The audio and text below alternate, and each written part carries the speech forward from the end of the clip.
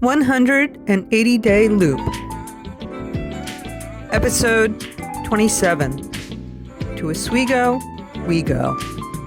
We made our decision. We now got ready to run the Oswego Canal. I developed enough confidence now with the GoPro that I was determined to give it a try while going through the locks.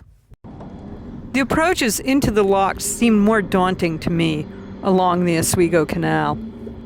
It's because we were going past waterways that looked like they were either going to suck you in or push you around. At the first lock, I started filming. Hi, mission accomplished. We made it through some locks and I managed to film it too. Yay! Wait for the bridge, Tom. Here we're traveling through the infamous lock number 1, the Phoenix Lock. This footage was shot the morning of May 24th, and later that day they shut the lock down entirely. You can see that when we went through, they asked about our air draft because they could only lift the bridge a little bit. Now, our air draft depends on how many things are sticking up in the air, but in general, we use a working air draft of 14 feet for our boat, so we were able to get through despite the low lift. They managed to get a few more boats through after us, but they did have to shut that lock down for several days after that, which stalled traffic to Oswego on Memorial Day weekend. There are so many aspects to running the canals that are just amazing. As you can see from the footage, sometimes things can get a little currenty, especially as you're going into the lock opening.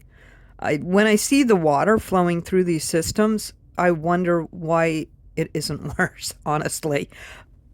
And as we would learn in the weeks ahead, sometimes it is worse.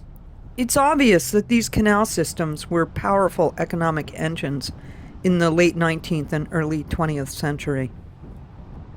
It's also obvious that when the wealth related to the canals went away, it really hurt these towns along the canal in New York State.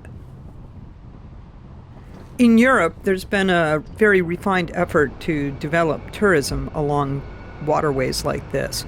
But here in America, it's still just us loopers mostly who've discovered the wonders of all of this. And I don't know how I feel about, making it into a more economic engine for tourism. I've included some extra footage in this video because the GoPro gives you a different perspective on what it's like going through the locks. By the time we were in the Oswego, we sort of had a rhythm to the whole thing.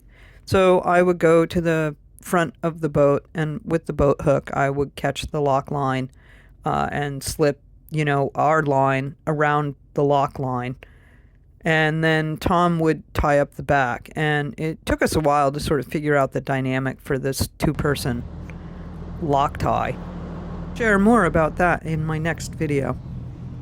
Anyway, the Oswego Canal is pretty short, like 25 miles or something, and so we were able to do that in a single day. We arrived in Oswego and tied up on the lock wall before the final approach into Lake Ontario. There you can hike along the wall towards a restaurant that's right there at lock level, or you can climb the steps and go up to where the bridge is, and then there's shops and restaurants on either side of the canal. We took a long walk from our boat over to Cahill Pier. From there, you can get a good hard look at the waters of Lake Ontario. Stay tuned, we go into Canada next. Meanwhile, thanks for watching.